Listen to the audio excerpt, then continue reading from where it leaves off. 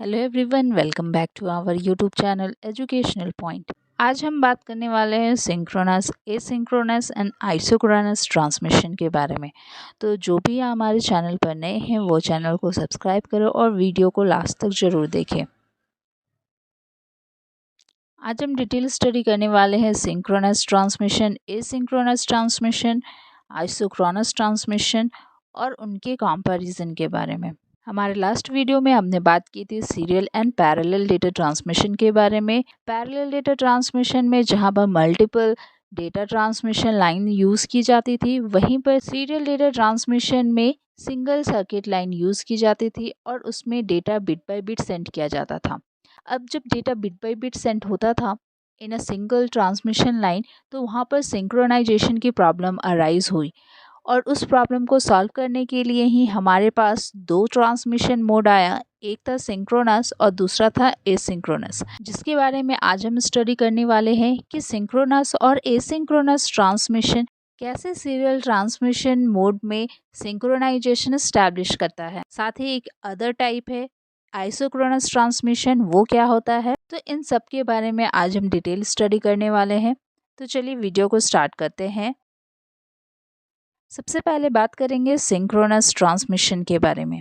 The synchronous transmission mode is a mode of communication in which the bits are sent one after another without any start or stop bits or gaps between them. Actually, both the sender and receiver are paced by the same system clock.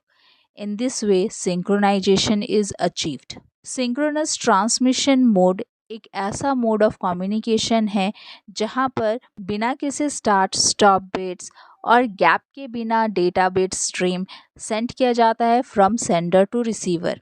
Synchronous transmission mode में sender और receiver दोनों ही same system clock पर काम करते हैं और इस तरीके से सेम सिस्टम क्लॉक पर काम करने की वजह से यहाँ पर सिंक्रोनाइजेशन अचीव होता है। सिंक्रोनस ट्रांसमिशन मोड का एग्जाम्पल है communication between CPU, RAM etcetera. चलिए डिटेल में देख लेते हैं कि सिंक्रोनस ट्रांसमिशन मोड कैसे काम करता है।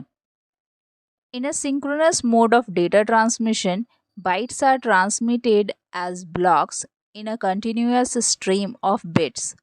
Since there is no start and stop bits in the message block, it is responsibility of the receiver to group the bits correctly. The receiver counts the bits as they arrived and groups them in 8 bits unit. The receiver continuously receives the information at the same rate that the transmitter has sent it. It also listens to the messages even if no bits are transmitted. जैसे कि आप इस picture में देख सकते हैं कि एक साइड सेंडर है और दूसरे साइड रिसीवर, और दोनों के बीच में एक ही डायरेक्शन के फ्लो में डेटा ट्रांसमिट होता है। यहाँ पर आप देख सकते हैं जैसे कि दो कैरेक्टर ट्रांसमिट किया जा रहा है, तो दोनों कैरेक्टर के बीच में कोई भी स्टार्ट और स्टॉप बीट या फिर गैप नहीं है। दोनों ही कैरेक्टर एक ही साथ एक ही मैसेज ब्लॉक में सेंड किया जा रहा है। सिंक्रोनस ट्रांसमिशन में सेंडर और रिसीवर सेम सिस्टम क्लॉक पर काम करते हैं, जिससे कि रिसीवर एंड सेंडर सिंक्रोनाइजेशन को अचीव कर सके। यहाँ पर रिसीवर की रिस्पॉन्सिबिलिटी होती है कि वो रिसीव किए गए मैसेज ब्लॉक से बिट्स को काउंट करे और 8 बिट्स में ग्रुप कर दे, जिससे कि वो मैसेज को सही तरीके से इंटरप्रेट कर पाए। In synchronous mode, the bits are sent successively with no separation between each character, so it becomes necessary to insert some synchronization elements with the message. This is called character level synchronization. Synchronization mode में character के बीच बिना किसी separation के सारे bit successively send किए जाते हैं। इसलिए ये ज़रूरी हो जाता है कि इन कैरेक्टर्स के बीच में सिंक्रोनाइजेशन एलिमेंट को इंसर्ट करना, और इस तरीके से सिंक्रोनाइजेशन एलिमेंट को इंसर्ट करना कैरेक्टर लेवल सिंक्रोनाइजेशन कहलाता है। और अब देखते हैं what are the different advantages and disadvantage of this transmission mode. So the advantages: transmission speed is fast as there is no gap between the data bits. जैसा कि हमने देखा कि डेटा बिट्स के बीच में कोई भी गैप नहीं होता है, इसीलिए ट्रांसमिशन स्पीड भी बहुत फास्ट होता है। और दूसरी तरफ इट इज़ वेरी एक्सपेंसिव, क्योंकि सेंडर और रिसीवर दोनों सेम सिस्टम क्लॉक पर वर्क करते हैं और दोनों के बीच में सिंक्रोनाइजेशन भी इस्टेब्लिश करना होता है, और रिसीवर को ये भी ध्यान रखना होता है कि कौन सा बिट्स कब आया। तो ये सारा कुछ मेंटेन करना एक्सपेंसिव होता है। अब बात करते हैं एसिंक्रोनस ट्रांसमिशन मोड के बारे में। The asynchronous transmission mode is a mode of communication in which a start and the stop bit is introduced in the message during the transmission. The start and the stop bits ensure that the data is transmitted correctly from the sender to the receiver. Asynchronous transmission mode एक ऐसा mode है जहां पर message को transmit करने के दौरान start and stop bit use किया जाता है। ये स्टार्ट और स्टॉप बिट ही इंश्योर करते हैं कि मैसेज करेक्टली रिसीवर तक पहुंच गया है। एसिंक्रोनस ट्रांसमिशन का एग्जांपल है data input from a keyboard to the computer. तो चलिए देख लेते हैं working process of asynchronous transmission. Generally, the start bit is 0 and the end bit is 1. Asynchronous here means asynchronous at the byte level, but the bits are still synchronized. The time duration between each character is the same and the synchronized. तो आप इस picture में देख सकते हो कि कैसे asynchronous mode में सेंडर और रिसीवर के बीच में डेटा सेंड किया जा रहा है। यहाँ पर भी दो कैरेक्टर को सेंड किया जा रहा है, जहाँ पर दोनों कैरेक्टर के बीच में एक गैप पाया जाता है। यहाँ पर आप देख सकते हो कि दोनों ही कैरेक्टर के स्टार्टिंग में एक स्टार्ट बिट और एंड में एक एंड बिट यूज़ किया गया है। जनरली स्टार्ट बिट 0 बिट को लिया जाता है और एंड बिट या स्टॉप बिट 1 को लिया जाता है, और इसी start bit and stop bit से रिसीवर को पता चलता है कि कौन सा कैरेक्टर कब फिनिश हो रहा है और कब न्यू कैरेक्टर स्टार्ट हो रहा है। साथ ही यही start bit and stop bit asynchronous transmission mode में सिंक्रोनाइजेशन स्टैब्लिश करने में हेल्प करते हैं। इन an asynchronous mode of communication, data bits can be sent at any point in time. The messages are sent at irregular intervals and only one data byte can be sent at a time. This type of transmission mode is best suited for short distance data transfer. जैसा कि आप इस picture में देख सकते हो कि हर एक कैरेक्टर के बीच में गैप होता है और हर एक मैसेज इरेगुलर इंटरवल में रिसीवर तक पहुंचता है।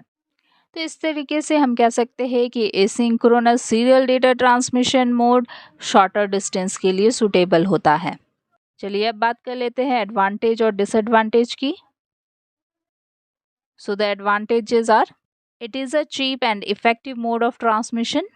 एसिंक्रोनस चीपर होता है कंपैरिजन टू सिंक्रोनस ट्रांसमिशन में, साथ ही ये इफेक्टिव मोड ऑफ ट्रांसमिशन भी है।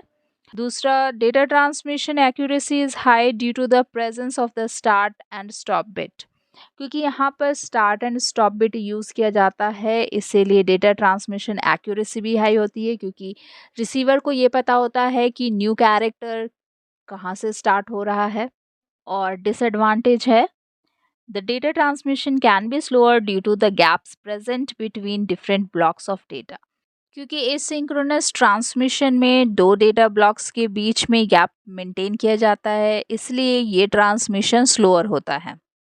वैसे तो हमारे पास two important data transmission mode है to maintain the synchronization between the sender and receiver, but यहाँ पर हम एक और ट्रांसमिशन मोड के बारे में बात करेंगे जो है isochronous transmission mode.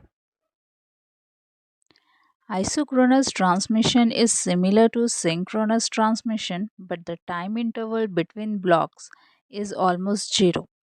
Isochronous transmission synchronous transmission के जैसा ही काम करता है, लेकिन यहाँ पर डेटा ब्लॉक्स के बीच में जो इंटरवल होता है वो ऑलमोस्ट जीरो होता है, या हम कह सकते हैं कि कांस्टेंट होता है। अगर हम एग्जाम्पल की बात करें तो एग्जाम्पल होगा various multimedia communication such as audio और वीडियो कॉल्स। तो हम आइसोक्रोनस का बहुत अच्छा एग्जांपल देख सकते हैं वीडियो कॉल्स पे, जहां पर डेटा स्ट्रीम रेगुलरली ट्रांसमिट किया जाता है। और अब बात करते हैं how isochronous transmission works. An isochronous data transfer system combines the features of an asynchronous and synchronous data transfer system.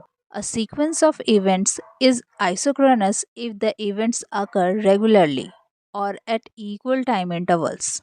Isochronous data transmission mode asynchronous और synchronous ट्रांसमिशन मोड का कॉम्बिनेशन है। आइसोक्रोनस ट्रांसमिशन मोड में जो भी data transmit होता है वो equal time interval पर होता है। कोई भी सीक्वेंस ऑफ इवेंट तभी आइसोक्रोनस कहलाता है जब वो इवेंट रेगुलरली या इक्वल टाइम इंटरवल पर होता है। इसलिए आइसोक्रोनस ट्रांसमिशन मोड में भी डेटा इक्वल इंटरवल पर ही सेंड होता है। The isochronous transmission guarantees that the data arrive at a fixed rate.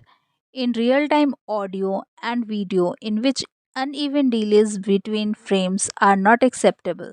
Isochronous transmission guarantee देता है कि जो भी डेटा अराइव हो रहा है वो फिक्स्ड रेट पर हो रहा है।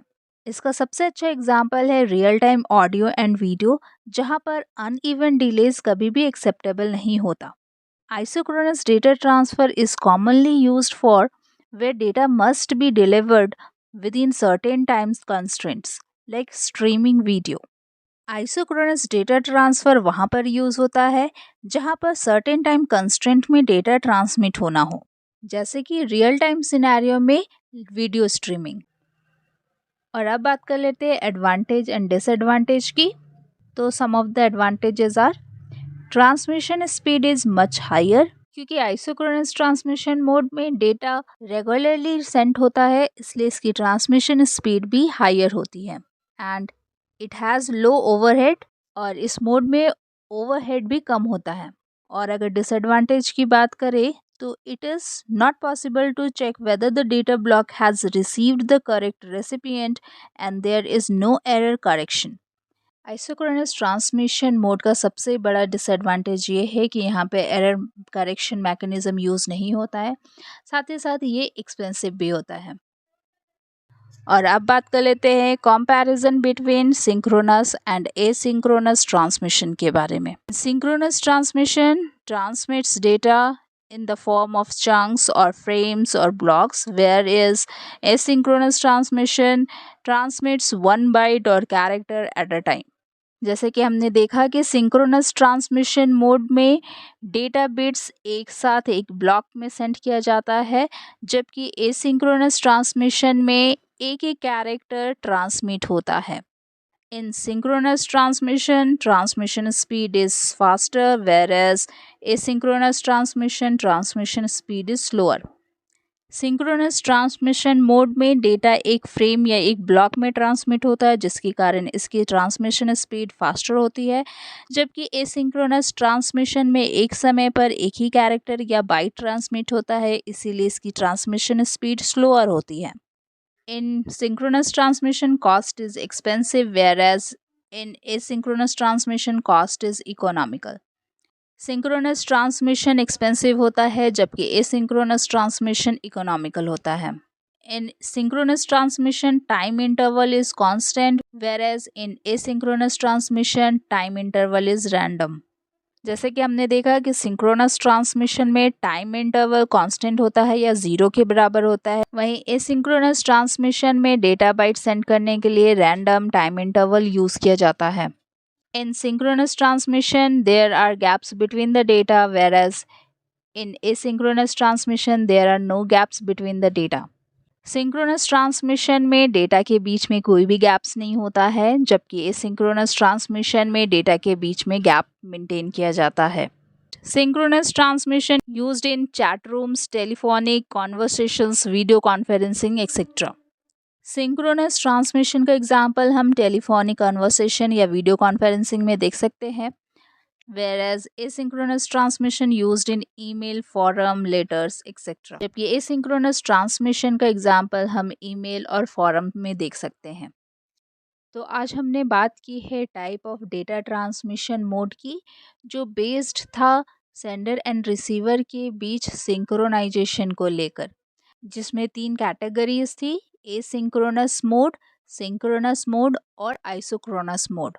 एसिंक्रोनस मोड में data byte to byte send किया जाता था, जहां हर एक बाइट के साथ स्टार्ट बिट और स्टॉप बिट यूज़ किया जाता है।